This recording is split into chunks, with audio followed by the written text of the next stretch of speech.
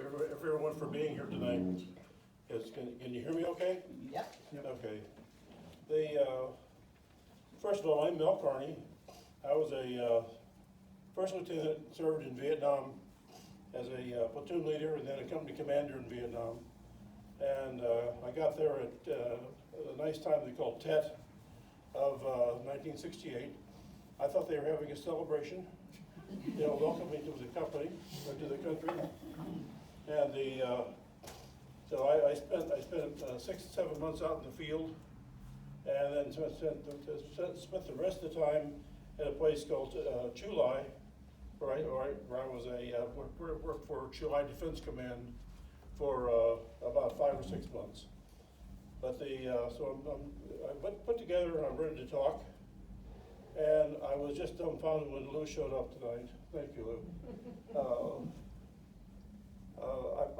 I stole something from Lou, from her. She's in the book, and she had a piece from the Robert Frost, "The Road Not Taken." In Robert Frost's book, it says, "I took the one less traveled, and that has made all the difference." And that was the road that I think so many people that we work with in our lives, especially in the military, that we all made a commitment somewhere along the way, and we took the road less traveled.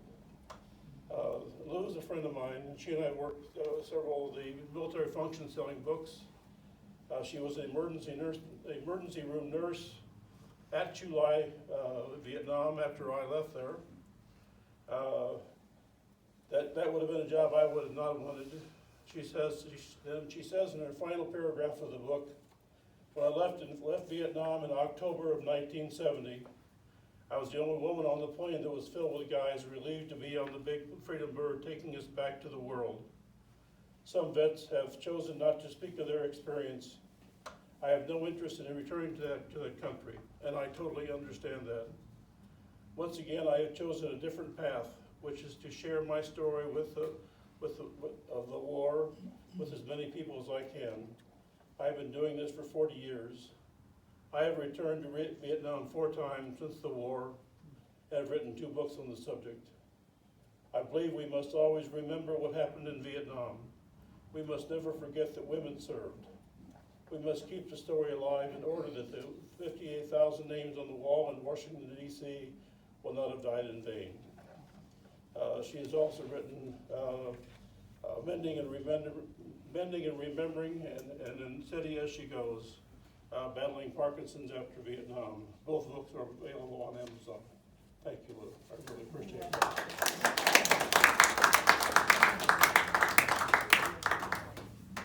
Each soldier in the book has taken the road less traveled by, and in doing so has made a difference in their lives and in the lives of the people they touch in the military.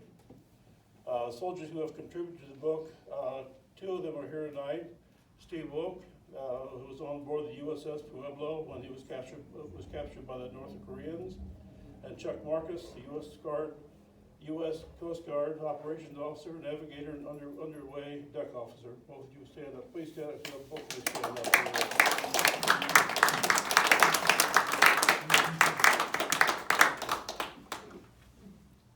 Now, in 1966, I was standing between 2 gray desks, 2 Army desks at the induction center in Chicago, and I did what Lou had done.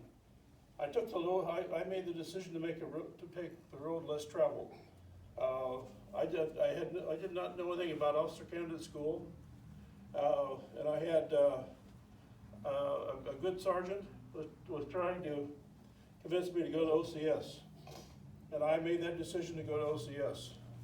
And so that made a decision that changed my whole life, and probably a lot of other lives around me. 2 years from the I'm Ready to Talk Kansas City. Now, this book has been a project of 3 men, including Gary Swanson, who I think most of you probably know, Bob Babcock, and myself. 2 years ago, the 2 men wanted more veterans to tell their story. They came to me and asked if I would take charge of putting the book together. At 79 years of age, I really thought that book publishing was a young man's game. And here I am at 82 presenting perhaps the most meaningful book in my life. I was to spend about over 200 hours in 2 years finding and editing stories from across the country. In the crush of the hour, crush of the time, I did not realize something important was happening. I was meeting men and women, and one woman, Lou, on an entirely different plane than I'd ever met these people before. Most had never told their story to anyone outside of a tight circle of friends, or maybe no one at all. There was more than a big deal. To these men and women, it was life-changing. It is one thing to tell your story to a few friends. It is totally different to have that printed in a book. I knew this, but had forgotten that my manuscript for the book that I wrote, called Command at Dawn, when it left my house. My editor, Patrice, walked out of my house with 450 pages of my thoughts, which had always been inside my head. Now they were going to be open to the public, and everyone could see what had been in my mind for 50-some years. I felt that I had sent my child out on the highway and pointed the direction that he or she should go, and left. It was that traumatic. Now take that same thought and apply it to 24 authors who submitted the stories that make up this book. Most of the stories, if not all, had never been told before. Not that they were going to be and now they're going to be in the hands of all things, a second lieutenant in the U.S. Army. That's kind of scary. Some of the stories in the book have been, unfortunately, already become the author's legacy. 2 of the men who submitted the stories have died. Those 2 men were friends of mine. They were in my platoon. They were in my company. They died before the book was published. While I am sincerely saddened with their passing, I am honored to have their stories in my book. Sergeant Ron Martin was one of my squad leaders in Vietnam. We served together for months. In the last few years of his life, he was fighting Alzheimer's. We stayed in touch. It was difficult for him, but he wanted to keep our relationship. Somehow he heard about the book. One night at my computer, I received an email which was most unusual. It was a 5-page single-space story from Sergeant Martin, and I was blown away. The piece was beautifully written. I could not imagine how difficult it was for him to stay focused on that piece for the amount of time it took. I simply reformatted the piece and put it in the book. At the end of his story, he concluded with these words: "When I tell you about what this book was, that this book has significance, the word significance pales to insignificance. So much has happened to so many men during the Battle of Lo Jiang. May all of those great soldiers who paid the ultimate price rest in peace.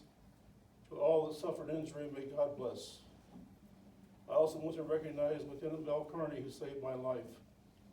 After completing one of our missions, we were returning to our perimeter and I went down. Lieutenant Carney carried me on his back across an open rice paddy while we were taking fire. It was only by the grace of God we safely returned to our company.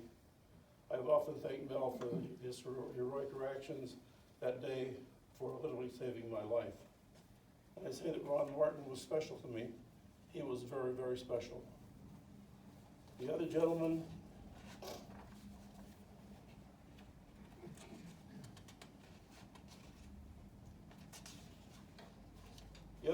was Joe DeFrank.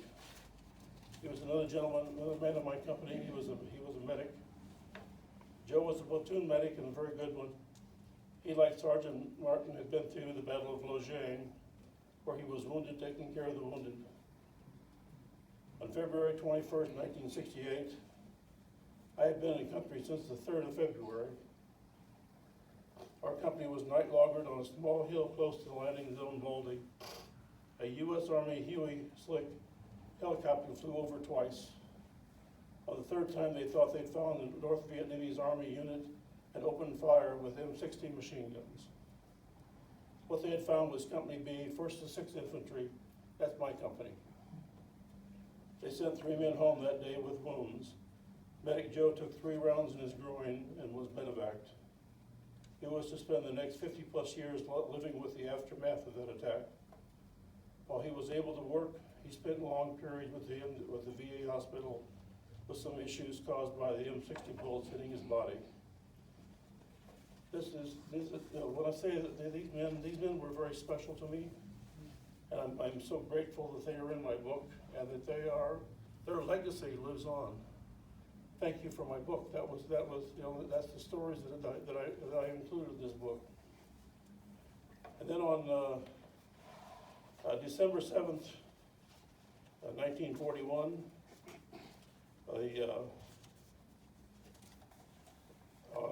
at Pearl Harbor, they had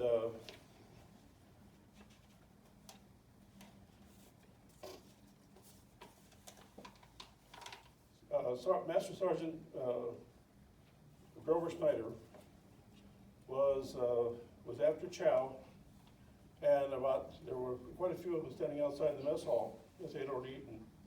At 8:15 hours, the Japanese came through and stitched them, and they killed about 20 of them. And he escaped being killed. In the ruckus, him and another man were running to get to the 50 caliber machine gun, and another plane got through and killed him. I mean, and this man was he was unbelievable.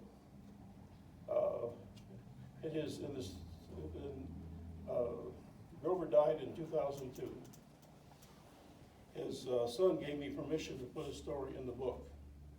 It's the first time that a multi-generational device like a book can now be handed down to his family and his family and his family.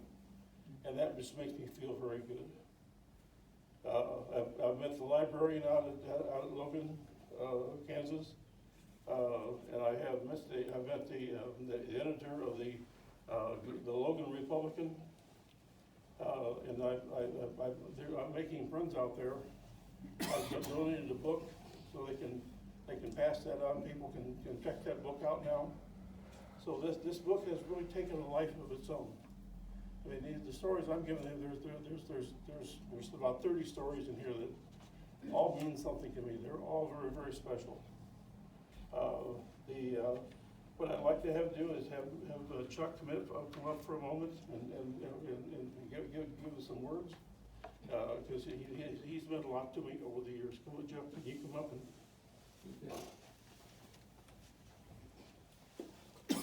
Well, thank you, Mel. I know Mel put his heart into this book. Let's talk Kansas City.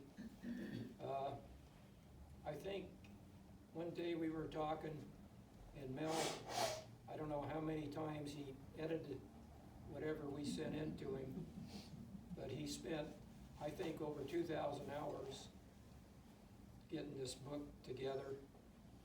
His heart was there, and I know his family probably saw him burning the midnight oil many times.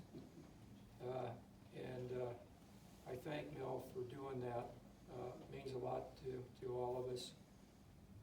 Mel had stories of 25 veterans, including himself, and you'll find in that book, there's a lot of folks, I know where I was up in the Mekong Delta and other areas, but this guy, he had a heck of you talk combat heavy, this guy saw it in a lot of other folks. I'm just thankful that Mel got this done. It's a heroic effort and take my hat off to Mel for that. Like you said, there were World War I vets, Korean War vets, Vietnam vets, Iraq vets, Afghanistan vets, stories from all of them. And each one has a unique story. A lot of memorable things that you read through and you say, how these guys make it. Being out in the jungle in just terrible conditions, nighttime not knowing when you're going to get hit, and people getting killed and wounded and dealing with it and how they dealt with it. It's a lot of good stuff in it. And I take my hat off to Mel. I just want to say thank you. And I just want to depart just a little bit from this. I'm a member of the Leawood Veterans Memorial Committee, and we finally got authority to build a memorial in Leawood, right outside the City Hall. And we're going to kick it off on May 17th, Armed Forces Day. And I competes with SCAF out there, but anyway. But I want to thank Mel for doing all this work and getting these stories so everybody can read those. And I highly recommend the book. Thank you. Thank you.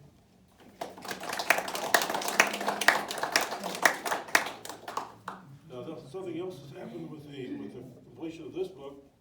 It kicked off another book by Steve Wolk. Steve, could you come up and tell us about your experience? Well, first, when Mel asked me to do a piece in this book, I thought it was an autobiography. So I really talked too much about myself after I got out of the service. Most other guys just talked about what they did in the service, but I just kind of, but anyway, if you read that part, you'll see that I just went overboard. You should have edited more out of me. But yeah, it's a good read, very good read. There's a lot of heroes out there, and a lot of them won't speak up, especially your World War II veterans who didn't speak up, and their story's gone. Sean Wynn, he got a lot of them to do their stories on videos, and if you haven't gone to his website, patriotfeatures.org, you need to, because there's just a ton of material there to listen to. When I was doing this for Mel, I'll back up. Several years ago, a friend of mine, I grew up with, he said, you got to write a book. I don't have enough to say. My military time was just short section, short 11 months.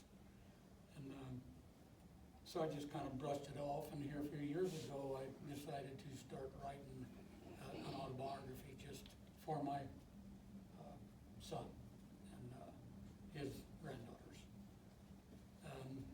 And then when I did this for Mel, he said, you need to write a book. Well, okay, so I started looking into it. I got a co-editor, Rob Lofthouse is his name. He's got a couple books under his belt. When I started out and gave my story to Rob, it was over 300 pages long. Again, a lot of my before and a lot of my after military.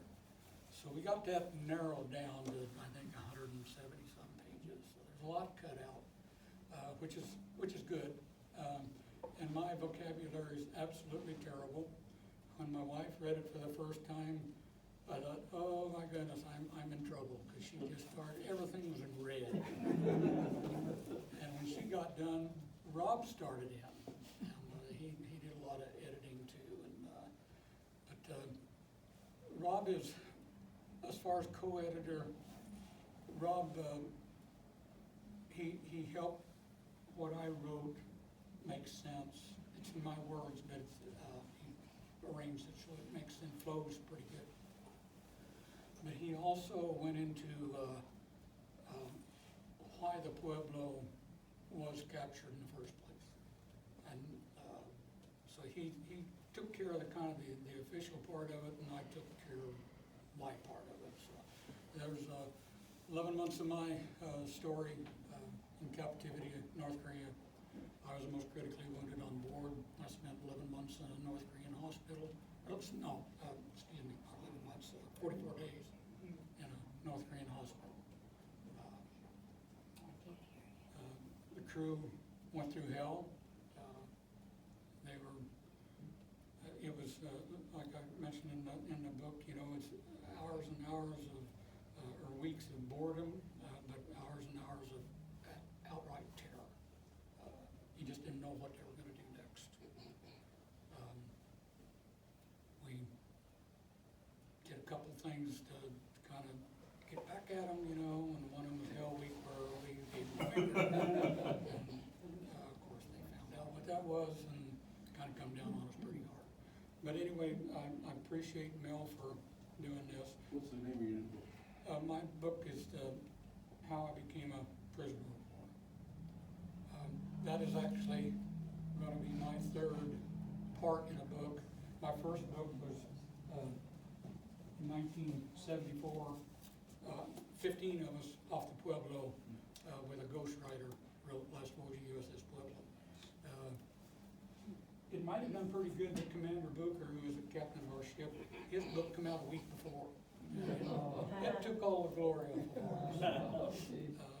And you can find it on eBay, you know, but the prices run from anywhere from $20 odd up to $160, which I would not pay that.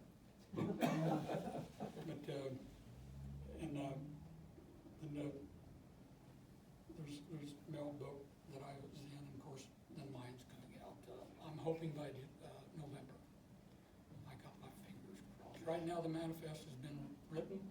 It's out, been out for review. Mel's reviewed it. They're getting another guy to review it pretty heavily, and then they'll go to their people to review it and find, you know, tweak it, and then we'll get together as far as distribution and printing. But it's on its way. It's just, it takes time, and Mel knows that. I know Mel's been waiting on his to be out for the public for months.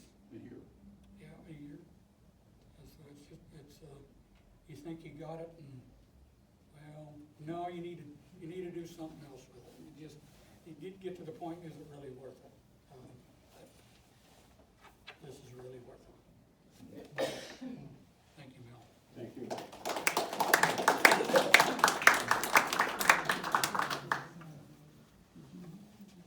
Anyway, just to kind of wrap up tonight, I guess there's one more story that I had one of my good friends, Norm Holly, and then some of you may know Norm. Norm helps veterans every week. He helps veterans across, help them get their benefits from the VA. He's just, the man is phenomenal. And he was going in for a quadruple bypass at 80 years old last November. And I had asked him for a story, and he called me and he said, Mel, he said, I can't write, could you help me?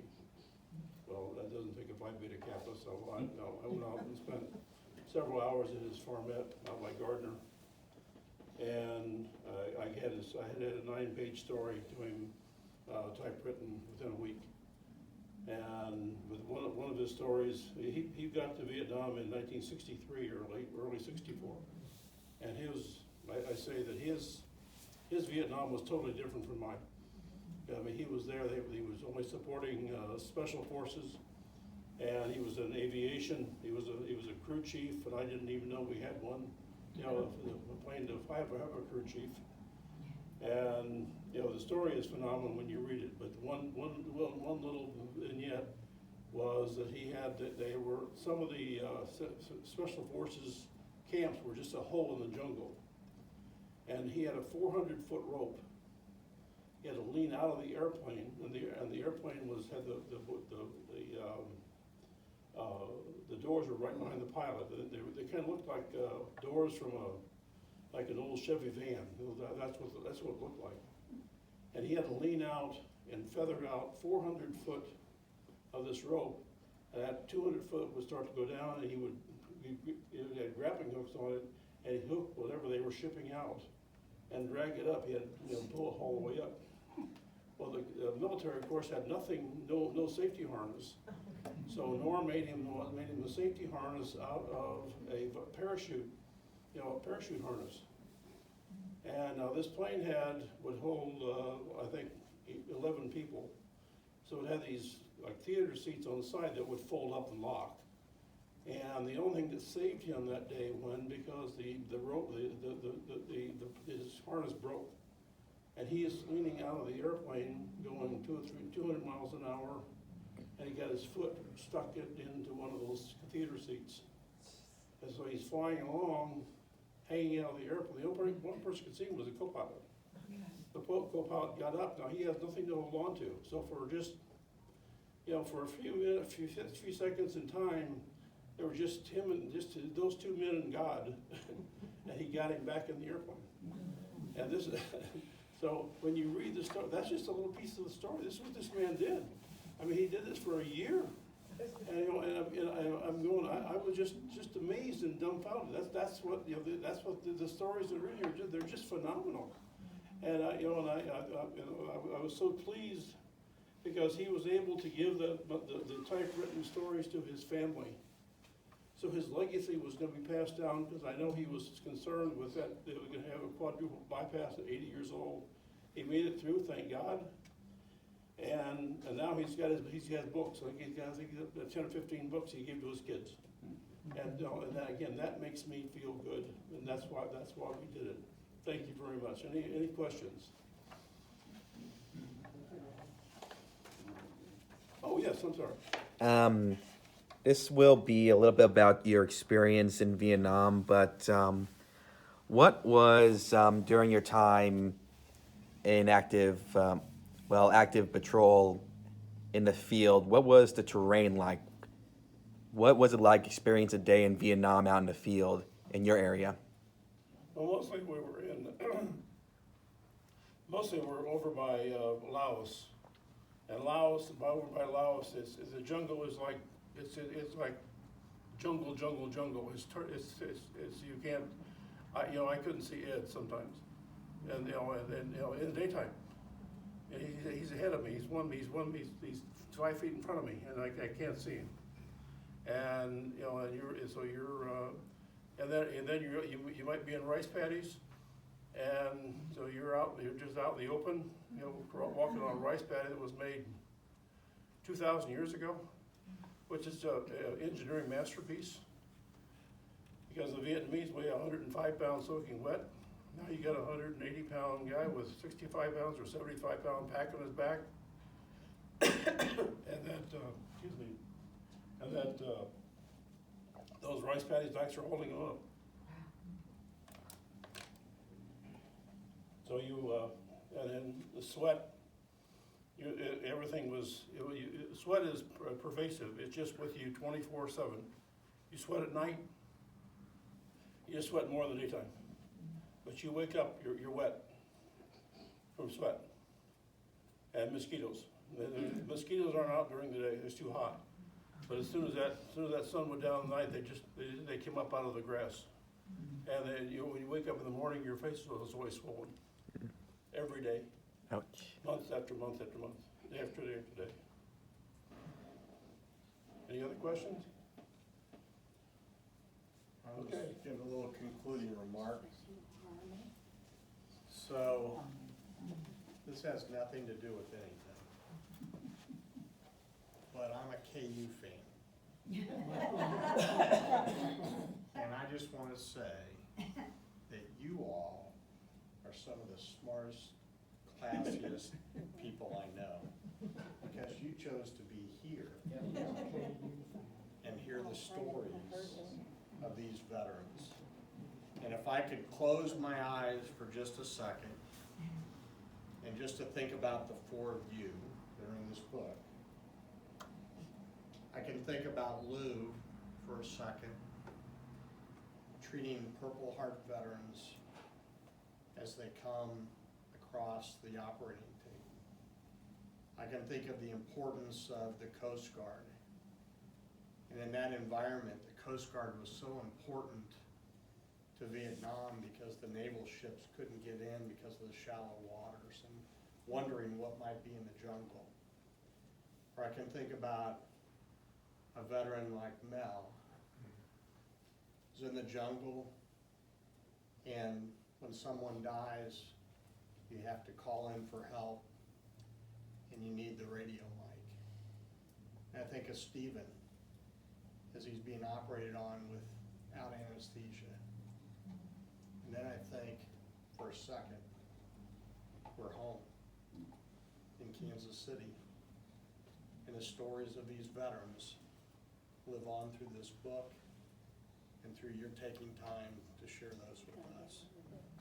And so I think I speak on behalf of all of us. Thank you.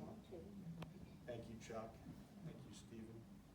Thank you, Mel, for your service to our country and those that are here. Because without it, we wouldn't experience peace and freedom in the country that we love. So I'm gonna get teary-eyed, I gotta stop. God bless you all. And next June 19th is the date I picked for the next one. I think you all will sign books if they wanna buy a book today, is that right, Mel? Yeah, it's 25. They're $25, so Mel's got some up here. Could I ask the four of you that are in the book to come up here in the front, and then everybody else get around for a group picture that I can use for our next